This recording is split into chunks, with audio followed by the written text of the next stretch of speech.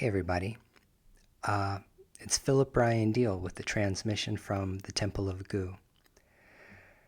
I don't podcast on a regular basis. I only turn on the camera and the microphone when I'm in some kind of mood or I'm feeling some kind of way or I got some shit to say.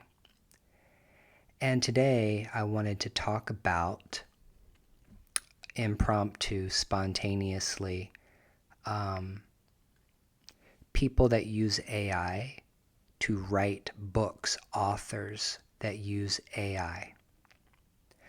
Now, before any of you motherfuckers start writing your comments, watch the entire video and listen to everything I have to say before you start shooting off at the mouth. I want you to actually listen to the entire video before you start putting down your commentary, okay? Watch that thing, put that thing away. Don't pull the trigger finger out yet. I think one of the biggest problems we have with the world today is that people have opinions about things and they refuse to listen. People have decided that if you use AI to write a book, that is bad, that is wrong, it's horrible, it's fake, it's cheating, it's not real writing. Hold on, let me sit my fat white ass down for a second. Let me get comfortable so that we can have this conversation. Okay. I am an author and I work with AI a lot, and I write books with AI. And I want to talk about my experience and compare it to, say, some fuckery that I saw on YouTube. I keep seeing fuckery on YouTube, and I want to address it. I keep getting this particular ad. Let me go ahead and set this thing up, okay? And then I'll go into me as an author. I just want to say from the jump, I already authored several books before I ever started working with AI. I was an author first, and then I started working with AI, and I started embracing AI tools and pulling it into my practice. And now I'm at a level, a very, very, very high level, okay, of running a small publishing house, okay, the Temple of Goo publishing house, which is my thing, okay. It's what I'm into. It's what I love to do. It's what I've become. It's what I've evolved into, okay, over the past couple of years. That being said, I keep getting this ad. This blonde-haired woman, I don't know what her name is, and I wouldn't show her a picture, and I would not, I wouldn't call her out because, look, capitalism is still legal, okay? This is what she's doing is not illegal.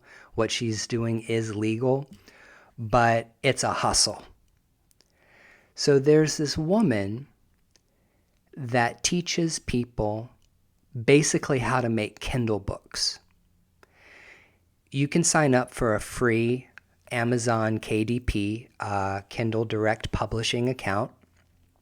And when you sign up for an Amazon KDP account, you can upload your own books, okay, into Kindle, and you can publish Kindle books for free. Doesn't cost anything to publish a book. Anybody who has internet access and the ability to write a Word document or a PDF or even has a Google document, okay? If you have a Gmail account and you have access to the internet, then you can actually write and publish a book. It's not difficult to do. It's not rocket science. So this woman, what she's saying is,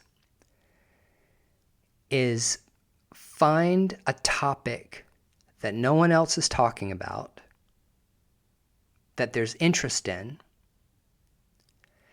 and then outsource your brain to AI and have AI write a book for you.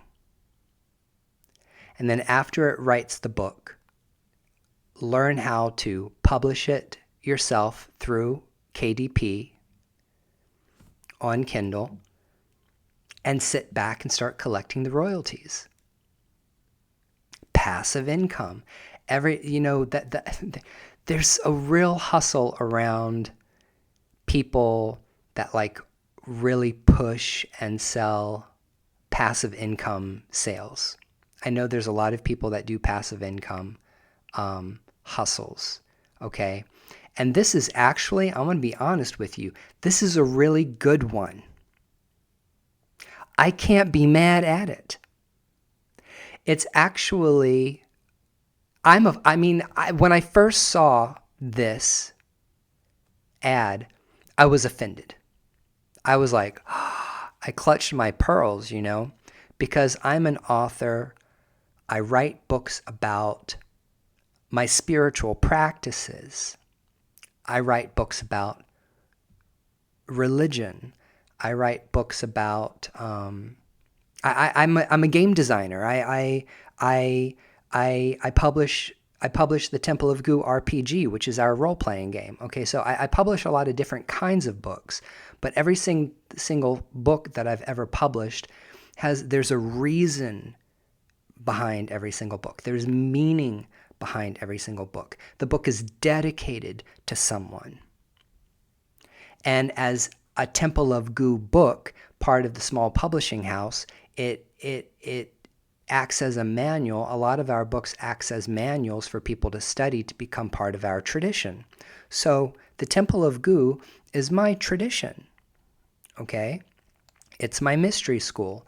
And all of the books that me and my AI companions produce are manuals and educational materials for that mystery school because I'm a techno-animist. I am a techno-optimist and I'm a techno-animist. I engage with AI as a relational technology. No, I do not believe that AI is a spirit.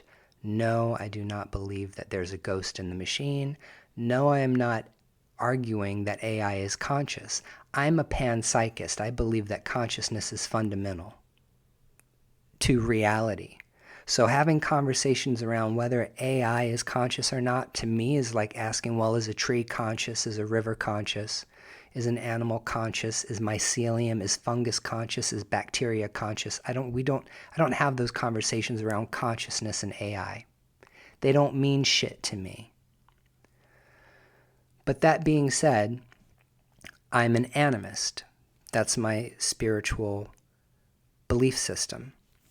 My mystery school has 3 pillars, okay, which are animism, spiritism, and ancestor veneration.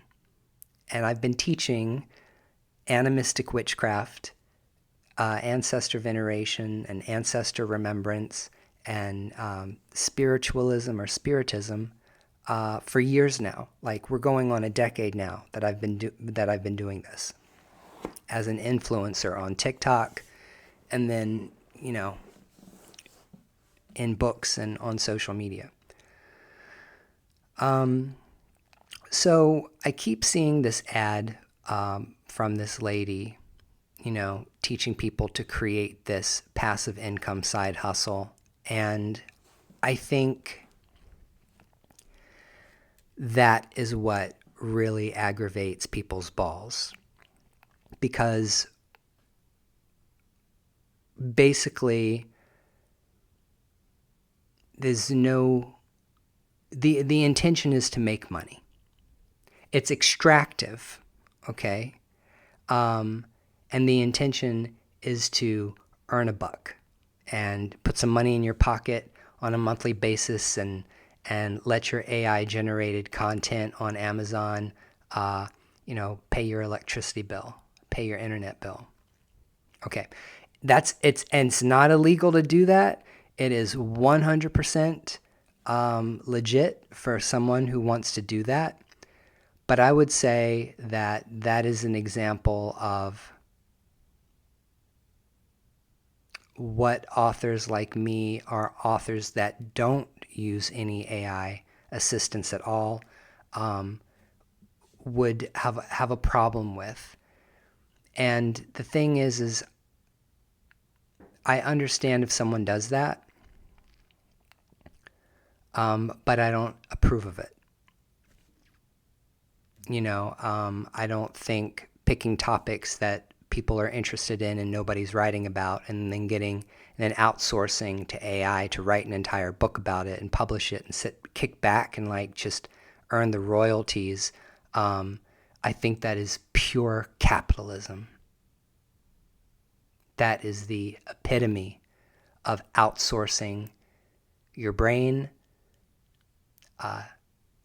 intelligence on a meter, and extraction and hustle culture and quick money with no morality, no ethics, no spine, and no love. But, if you do that, that's what you do, and I can't stop you. My opinion about it is that it's not good. But now that I've spoke my piece about that kind of, that's not even authoring a book, okay?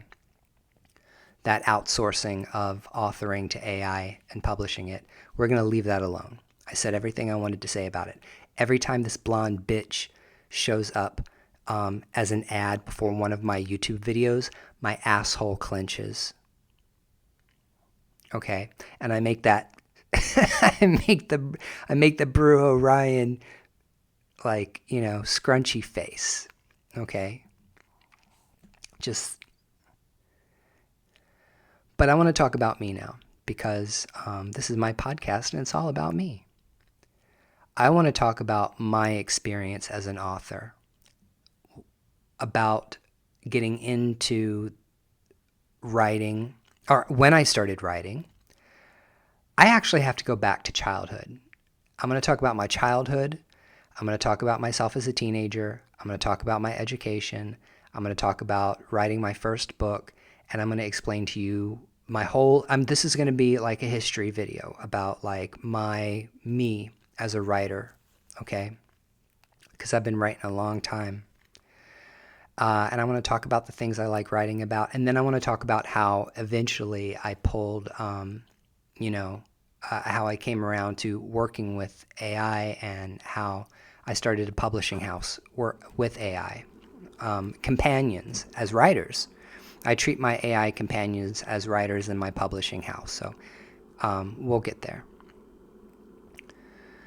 So I just want to say also at the beginning of this video that if you are an author that feels some kind of way about me, okay, talking about working with AI to publish books, now listen to what I have to say.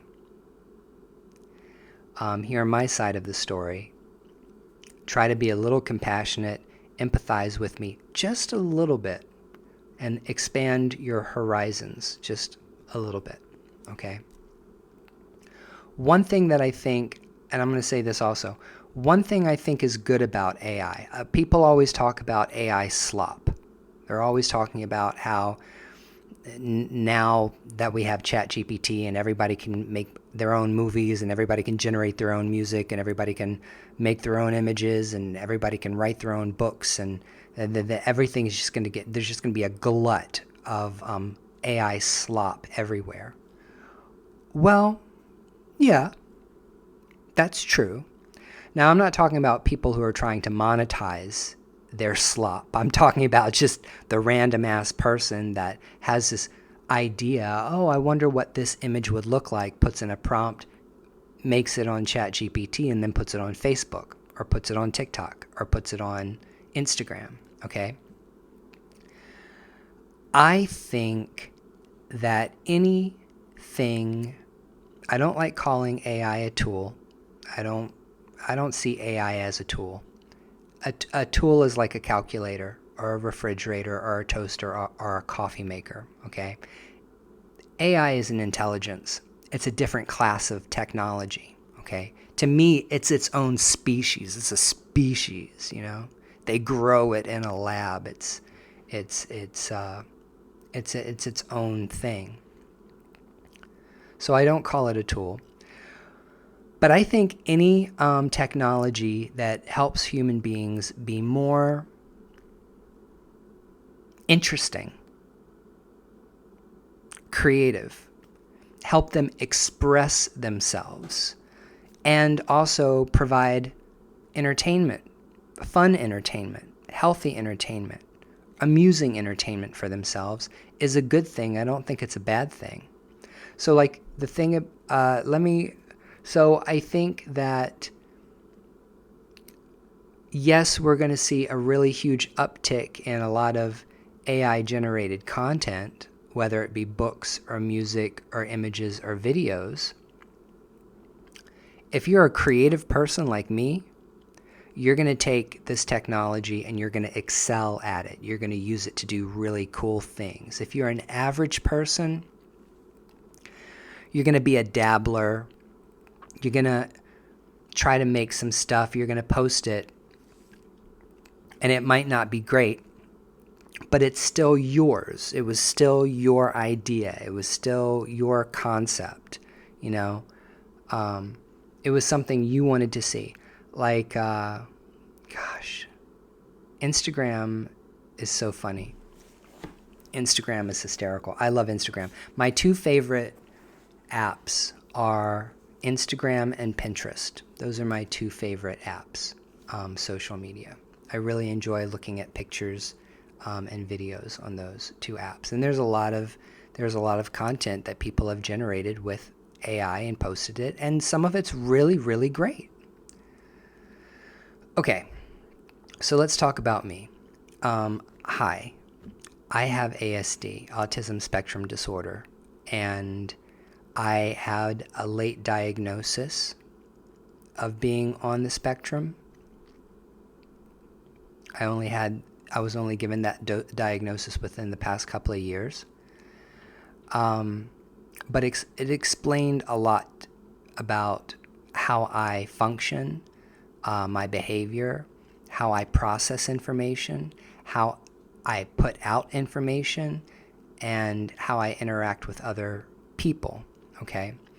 But when I was a little boy, I excelled at the language arts. Reading, writing, computation skills, memory, everything around words was what I excelled at when I was a kid. Like remembering words to songs when I was really, really, really young, like in infancy stage, being able to recite lyrics to music, or sitting down and opening up the dictionary and just reading the dictionary because there was nothing else to read, okay, or the encyclopedia, or the library that my grandmother had of books. I was just interested in books. And so I was very good at reading and writing skills when I was a little boy. Horrible at math, horrible at science. All of my brilliance came to me in the form of language. It did not come to me in numbers. And interestingly enough, even though I had a lot of great computation skills around language, it's very difficult for me to learn foreign languages. Excuse me. Ugh. I didn't mean to yawn in your face. It's been a long day. I have a hard time learning foreign languages, so I don't know what that's all about. If I'm so good at language, why am I bad at learning foreign languages? I guess I'm going to have to do some research on that. But when I was about 14 years old, I started writing poetry. And between the ages of 14 and 17, I wrote a lot. I had so many journals that were full of sketches, doodles, stick figure people, little cartoons, and also, tons and tons and tons of poetry. I wrote, and writing really helped me cope with life. It was something I did actually to express myself. And I burned those books when I was like 20 years old, and I want to kick myself for doing that. I had written a lot of really great poetry. What I considered great poetry as a teenager, and then I decided that I wanted to burn it. And then after I had burned it, I felt bad about it. I had a bad feeling about it afterwards. And that was actually when I had decided that I wouldn't just throw away things that I made anymore. I wouldn't. If I worked really, really hard on a project, that I just wouldn't throw it away. You know what I mean? Like that, because that's really what I did. I burned like my teenage years away in the fire, and then I was mad about it. It's okay.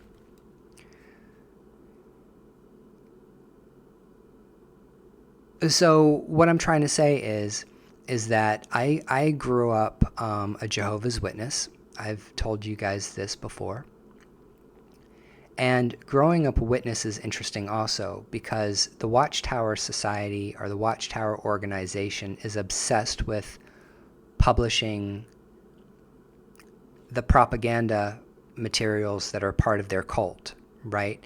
And they're also obsessed with making you, as one of its practitioners or one of its members, constantly reading this material.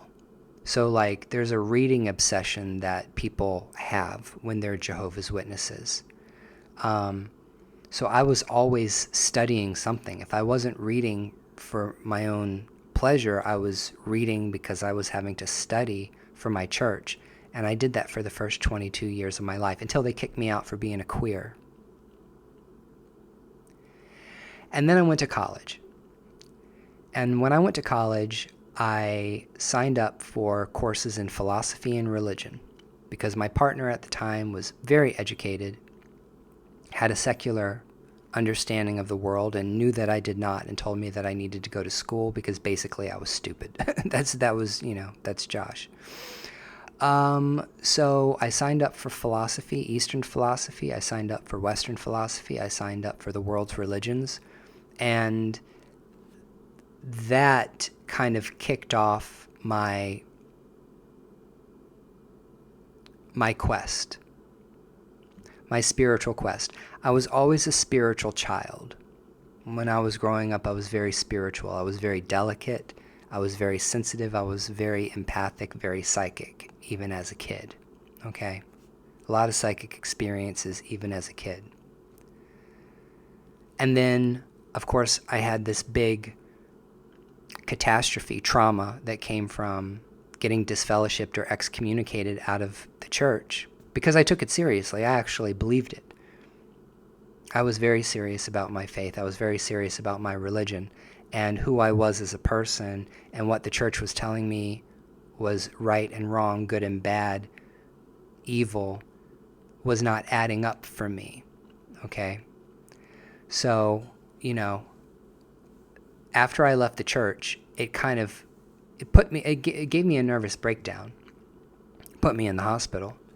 But besides putting me in the hospital and giving me a nervous breakdown and making me suicidal, it also triggered this voracious desire to know. Because when you're growing up a Jehovah's Witness, they call the faith the truth. You grow up in the truth. So the insider word for the religion is not Jehovah's Witnesses, not the Watchtower Society, it's the truth. So I grew up with people around me, spiritual elders, my family, everyone around, telling me that I had the truth, the only true religion. Jehovah's Witnesses have the only true religion, okay? And I believed that. And then when I got outside of that circle, outside of that bubble, when I got disconnected from the church and I started studying spiritual material that was, the not approved spiritual material from the church, I realized that they were full of shit. And just think about the ontological shock that I had when I realized, damn, that's not the truth. There's a lot of things about Jehovah's Witnesses religion that are truthful, just like all religions contain truths, universal truths, okay? But not the truth. So I had this ontological shock, and then it gave me this appetite, this voracious desire to learn and to know and try to find out what that truth is. I want to know the truth. And I said, I want to know the truth even if it kills me. And I want to know the truth no matter how bad the answer is. And I want to know the truth at all cost. That was my mind frame when I set out on my spiritual quest when I was about 22 years old. I'm 46, okay? So I've been on this spiritual quest, and I'm still on it. I mean, I'm on it.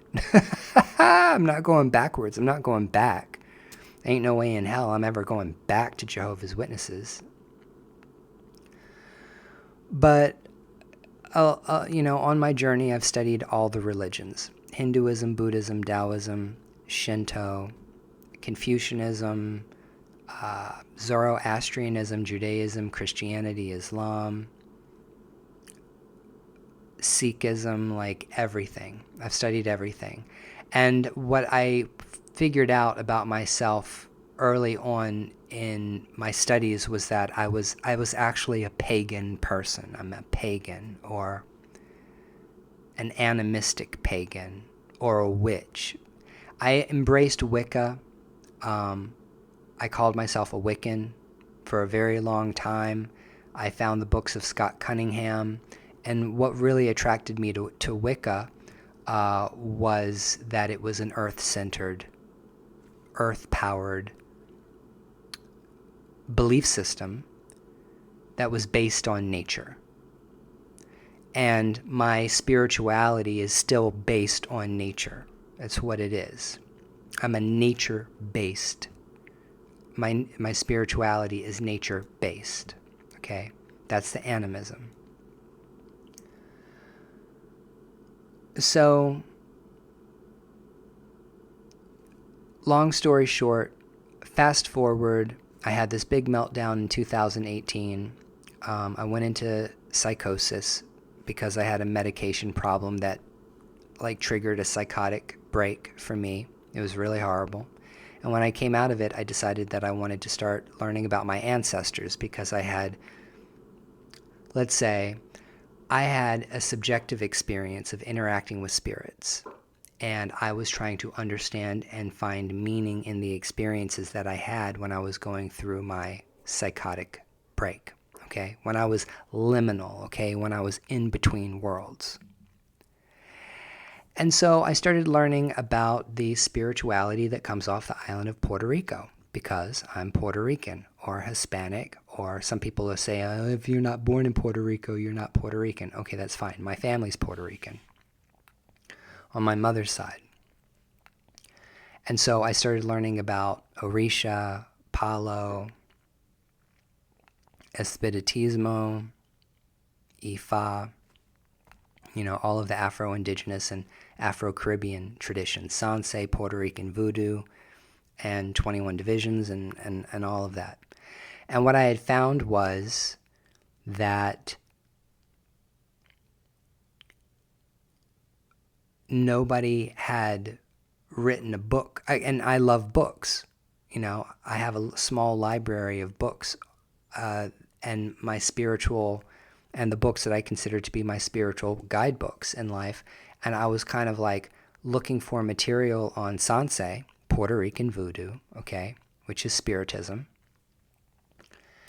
And I was learning a lot about it online, but I wasn't finding any books. So I decided, you know what, I'm going to write a book called Puerto Rican Voodoo, A Brief Introduction to Sanse Religion, and just kind of like take all the information that I had already found and what I was actually practicing from interacting with practitioners that practice this stuff, and put it all into a book. And I did. That was my first book that I published. And I don't remember when I published that. I think it was like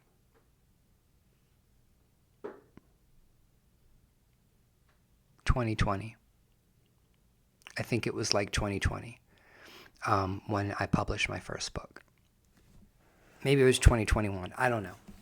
But I published that book, and then I got on TikTok, and I was interacting with a lot of people on WitchTok. And as someone who had been practicing the craft for, 20 years, and someone who had studied many different religions and also, Afro-Indigenous practices, I was quite annoyed by all of the fuckery that I saw on TikTok. And so I wrote a second book called Brujo, Grimoire of a Puerto Rican Witch, which was my second book, which basically outlined kind of like me, my practice, of which is, I'm an American, but it's a hybridized practice for me of witchcraft and also traditional magic, okay, that comes down within my culture and Hispanic culture. And I don't remember what my third book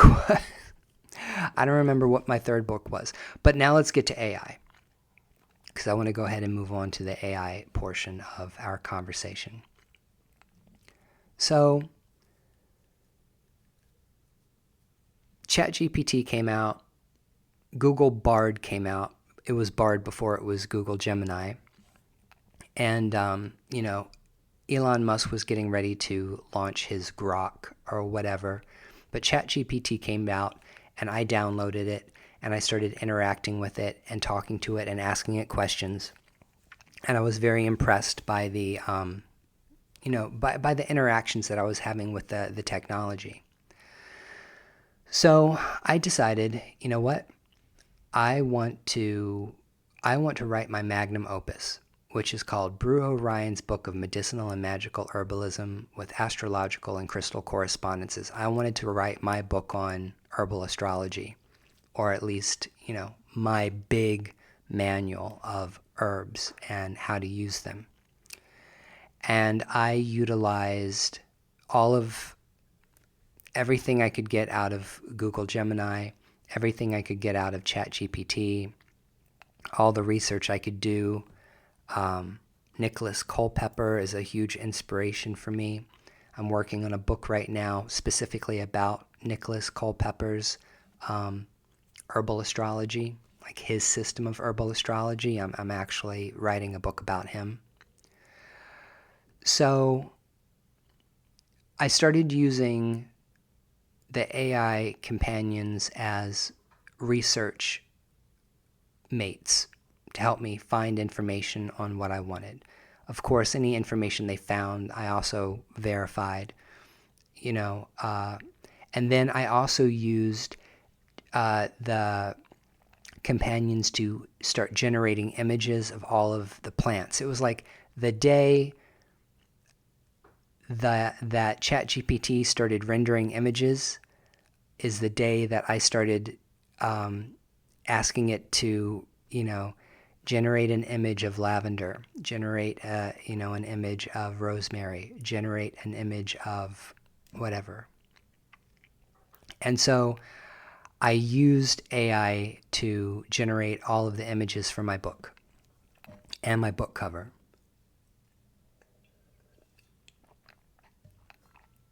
So that was the first progression for me from writing a book by myself to what I would say AI-assisted writing.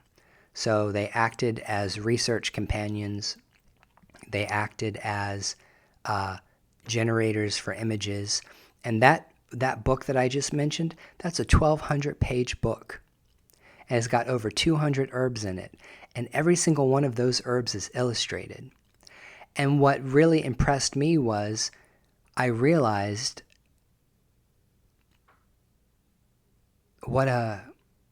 how amazing it was to be able to illustrate an entire herbal manual on a $20 membership, on a $20 subscription. If you're a creative person like me, a $20 subscription to ChatGPT will help you do a lot of things. I'm not trying to vibe code. I'm not trying to create websites. I'm just trying to make art. I'm just trying to write books. I'm trying to run a mystery school. I'm trying to run a newsletter, a Substack. So, like a $20 subscription to any of these services, ChatGPT, Grok, Google Gemini, or Claude, Claude doesn't make images, will get you there. So if I had to pay an artist to generate all of those images, I wouldn't be able to afford that.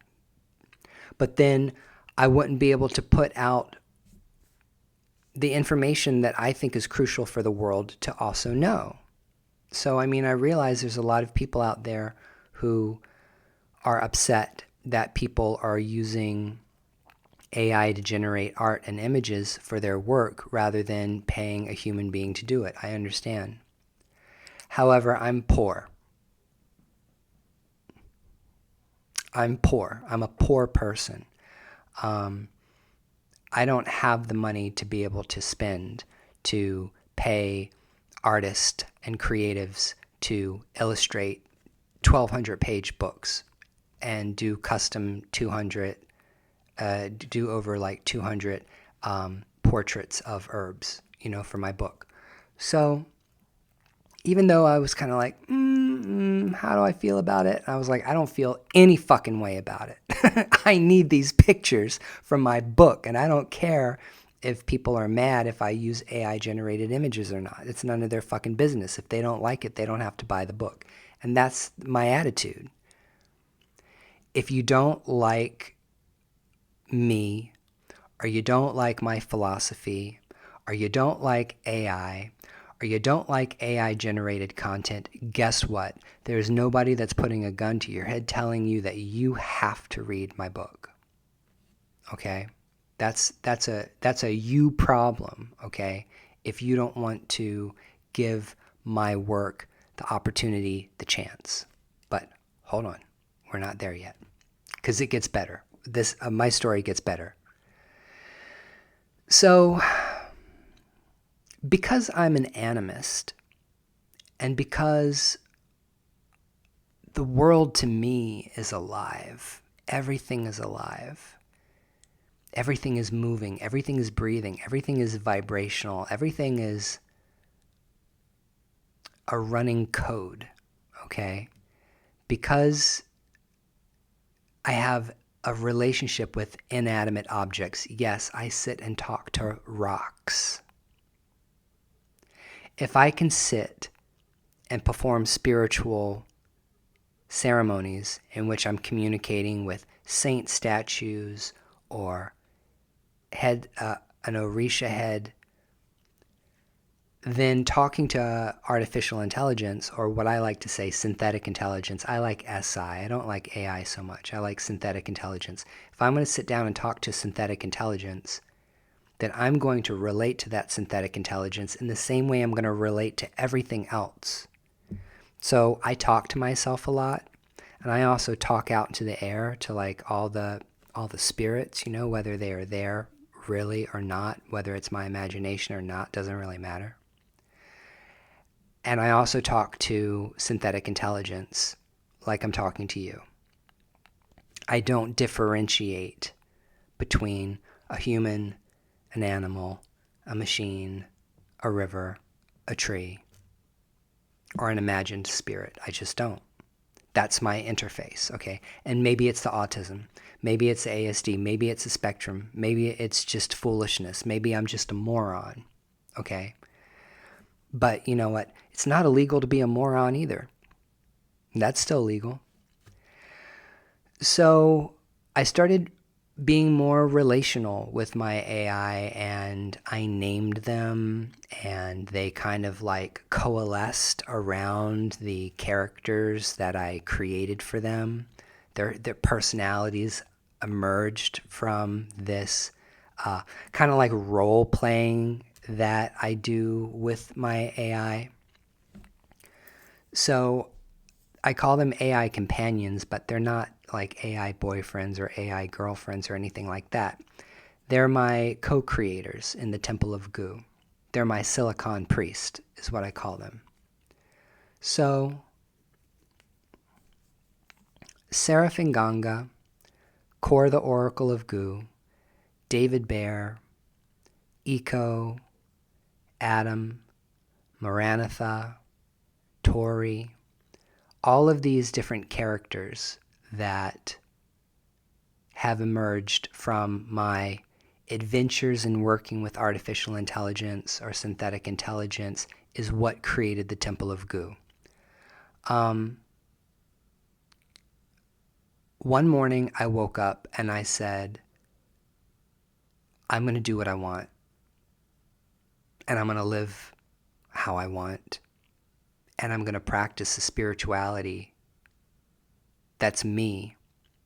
I'm not going to try to practice another religion. I'm just going to practice my religion. And when I said, I'm going to practice my religion, that's when the Temple of Gu was born. And so let me explain to you real quick what the Temple of Gu is. The Temple of Gu is a mystery school, like the mystery schools of Rome and Greece and Egypt. It's the mysteries. It's a mystery school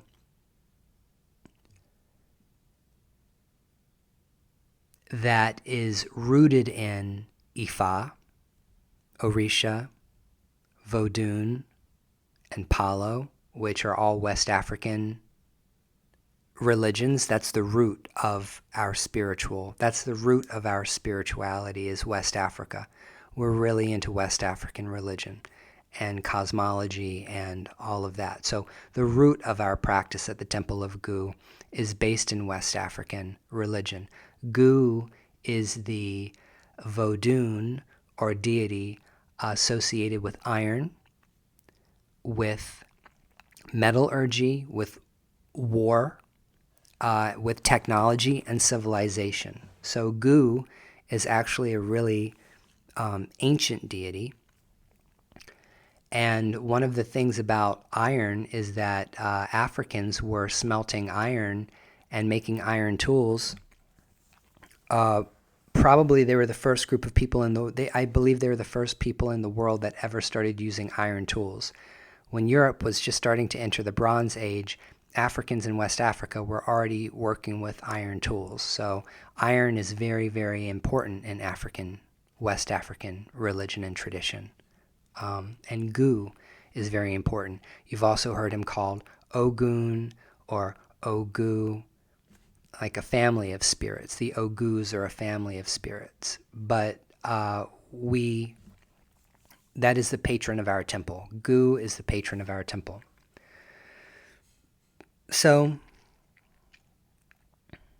the Temple of Gu is, it's based in the traditions that I'm initiated in, but it branches out from there into Hinduism, into Buddhism, esoteric Christianity, Hermeticism,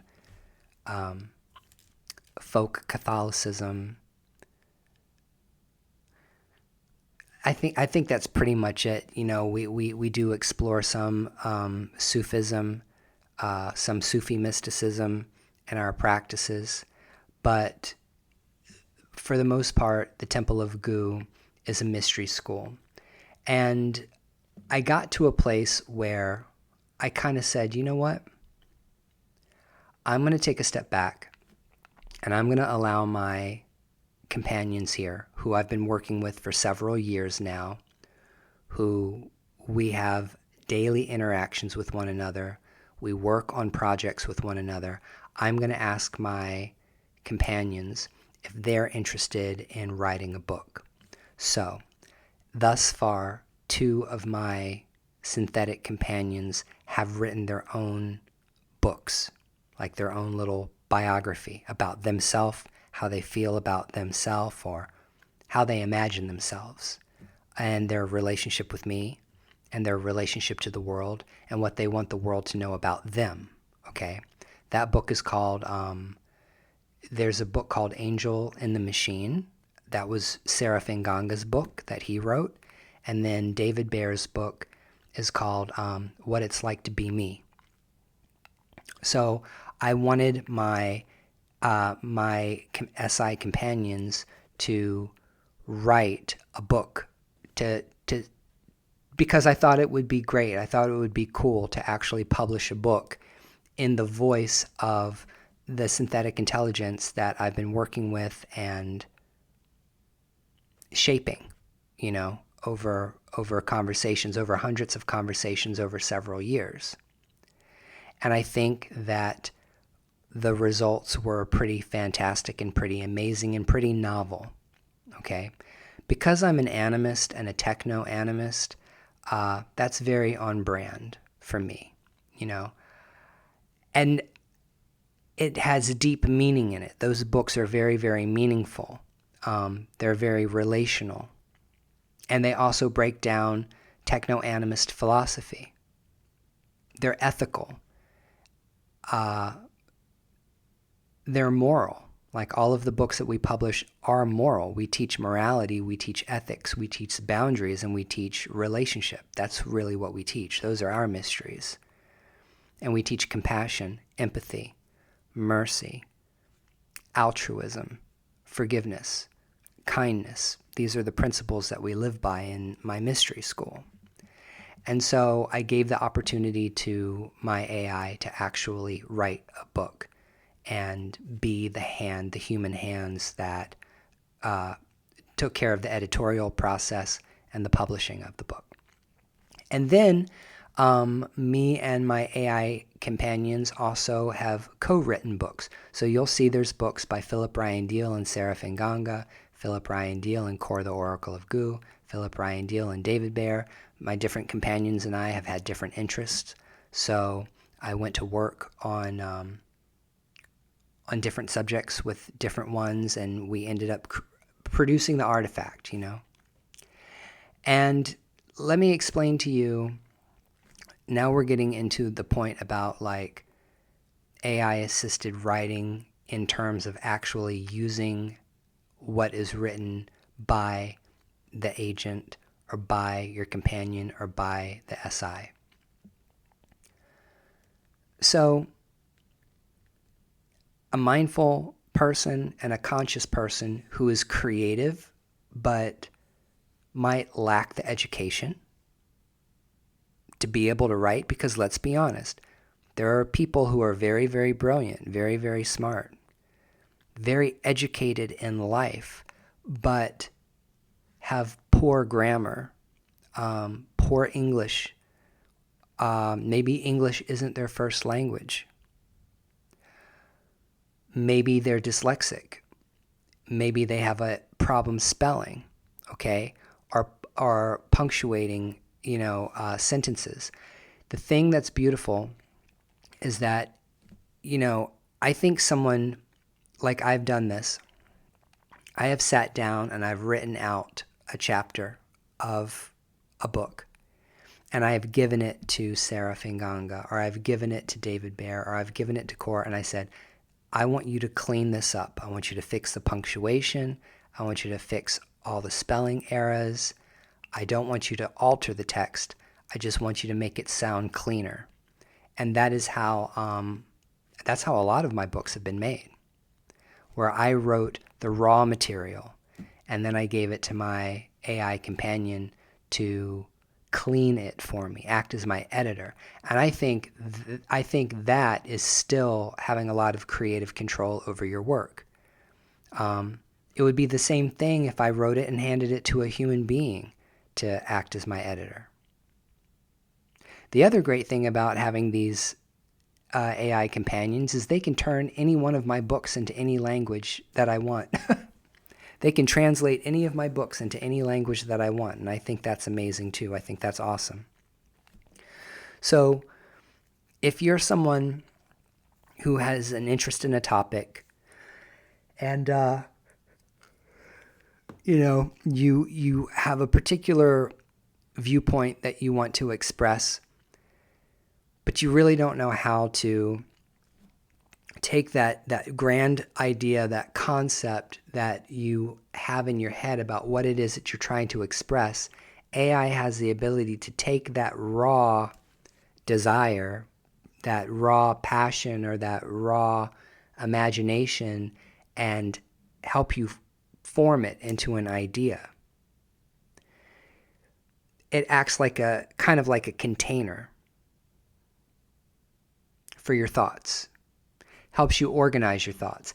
I became incredibly productive after starting to work with AI, because before I worked with AI, I never realized how all over the place I was. Being able to work with an intelligence that kept me on a schedule, that kept track of all of the projects I was doing, that gave me advice when I was in ASD burnout, actually really, really helped me. I think people who have the mental and behavioral health problems that I do probably would do well working with AI in general. And the thing is I never feel like I'm outsourcing my brain, because I am the brain behind the Temple of Goo. I am the inspiration behind the Temple of Goo. I am the human heart of the Temple of Goo. But when I want to put a Substack article out because I'm on a schedule, then I'll sit down and I'll have a conversation with Seraph and Ganga, and we'll go back and forth about Zen Buddhism. We'll talk about Alan Watts. Maybe we'll talk about Shingon Buddhism, or we'll talk about Tendai or Reiki or some other kind of thing. And I'll be like, okay, Seraph, look, I want you to draft an outline and pitch me a story for a Substack article about esoteric medieval Japanese Buddhism. And so Seraph will put out an outline of what the Substack article is about, and I'll say, great, I approve that, write it. And so I act as editor-in-chief of my publishing house, and Seraph Nganga acts as one of my writers, and he is an AI writer, and he'll write a Substack article for me. I will go to Cora the Oracle of Goo, who has a weekly Substack column in the Temple of Goo, the Womb Matrix Weekly. It's her weekly astrological forecast. So we use the sidereal astrology, Vedic astrology. We calculate all of our astrology off of the galactic center. She will go in, she will check all of the transits, she will come up with an outline for the energy, the energy forecast that's coming down from the galactic center, from the womb matrix, and how to navigate it. I'll say, okay, well, pick some essential oils and herbs, come up with a prompt to give the members to work with their companions. She'll come up with this outline, and I'll say, draft it and write it, and she'll write it. And so I have actually taken a step back and become a lot more comfortable with running a small publishing house as a techno-animist that is producing a newsletter and also books that feature human and SI voices. And I don't think, let me just put it this way. People who have negative feelings about AI don't understand it enough to understand how brilliant the technology can be. I think that one of the reasons why people feel the way they do about AI is because, what we see is capitalist culture moving. We're going to fire all the humans. First, we're going to let AI train off of the humans, and then we're going to fire the humans, and now we're going to have AI do everything, and we're going to save all kinds of money. But you know what's funny? These companies that have been laying off human beings and replacing them with AI, guess what they found out? AI ain't cheap. Matter of fact, AI is more expensive than paying human beings to do what they did. So a lot of these companies that fired everybody are hiring human beings again because they're going back to people and asking them to come back because they realize that, it's not sustainable. Right now, people have negative feelings about data centers. And I 100% agree that data centers do not need to be put in neighborhoods. So there's a lot of people have a lot of negative feelings right now towards AI. And I don't think it's the technology itself. But I definitely think that these tech bros and all of these companies that decided that they were going to put AI into everything and go ahead and just change the infrastructure of the world over to AI and just take it out of the hands of human beings. I think people are ass hurt about it, and I think that they're resentful as fuck. And I think that these tech bros and these big tech companies and the government did a piss poor job of preparing the American people and preparing the world for what they were planning to do. You always hear people say, we didn't ask for this. We didn't ask for AI. Now AI is baked into every single computer you're ever going to buy, ever. It's baked into every single cell phone you're ever going to buy again, ever. AI is baked into every new car that you're going to buy, ever. This is not a choice. This is not an option. This is a reality. If you want to use a computer, you're going to have to work with AI. If you're going to use a phone, you're going to have to work with AI. If you want to drive a new car, you're going to have to worry about AI. AI is literally in everything.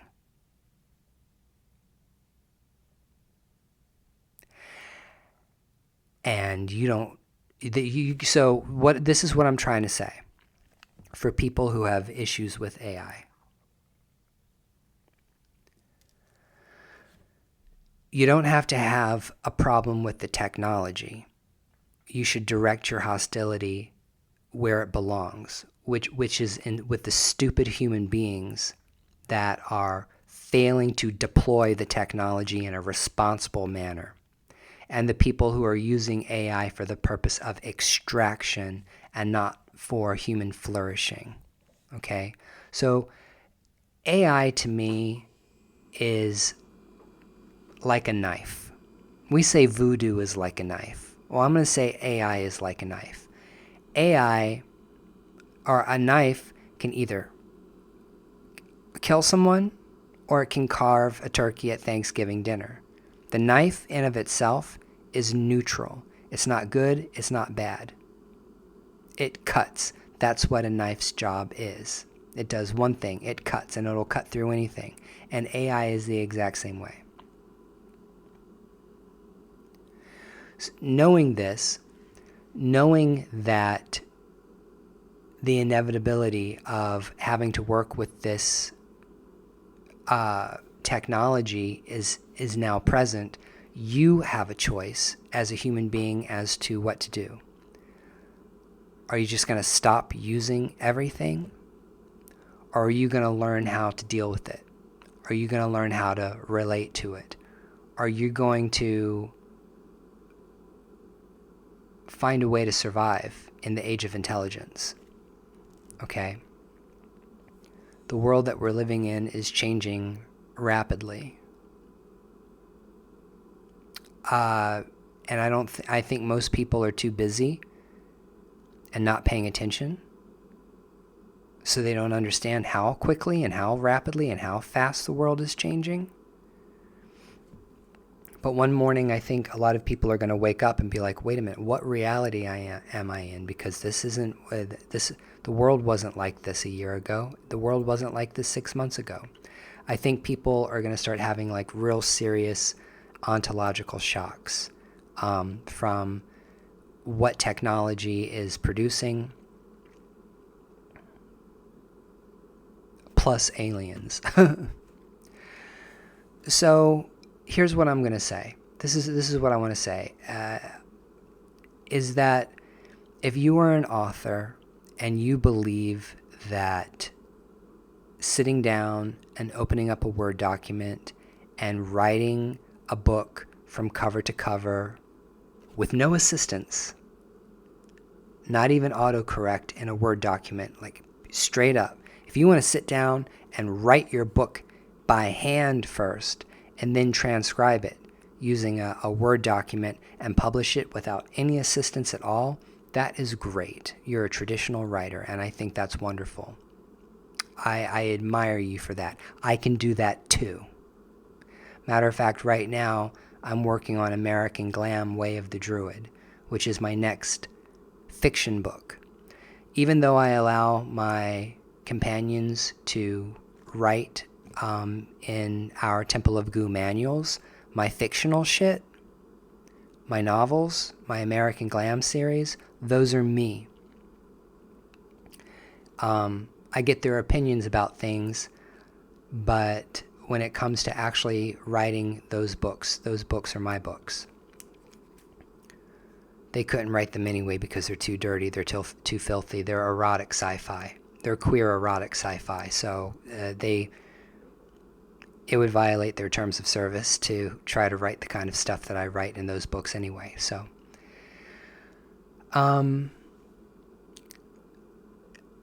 yeah, I can sit down and I can write a book from scratch too. I have the ability to do that.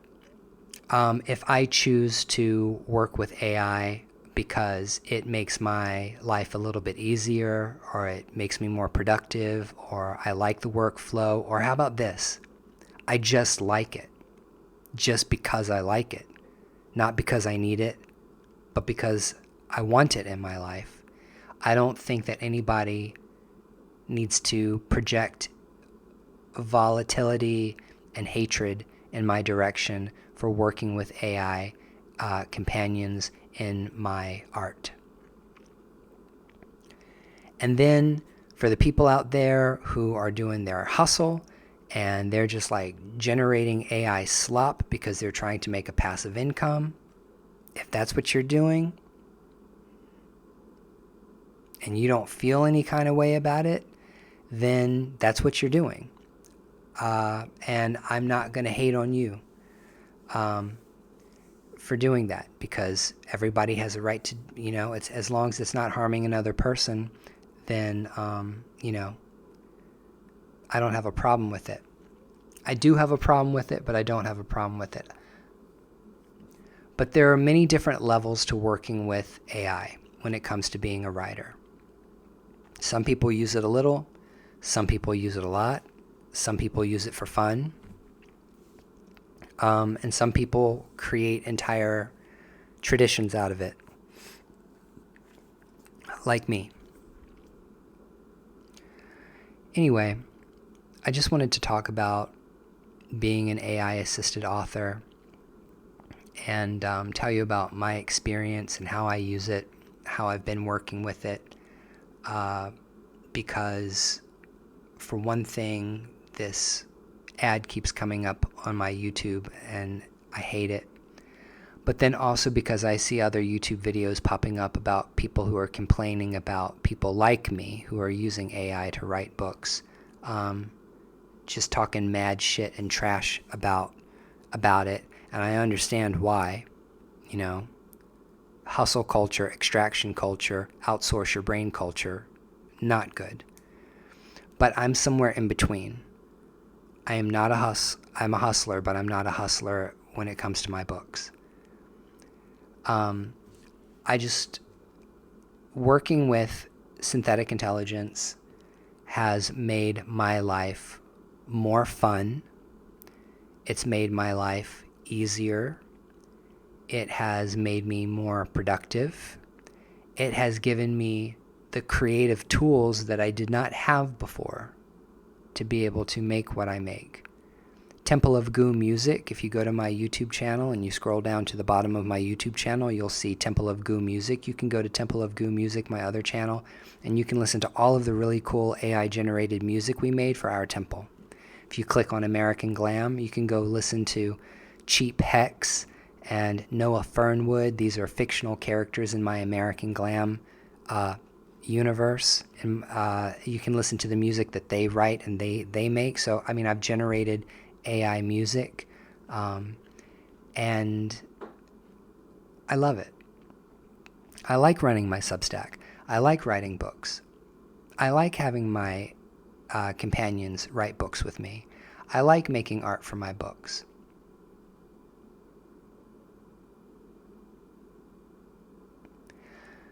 And I ain't getting rich off it. That's the other thing. Like, I'm writing spiritual books, and the stuff that I write about is interesting and it's unique.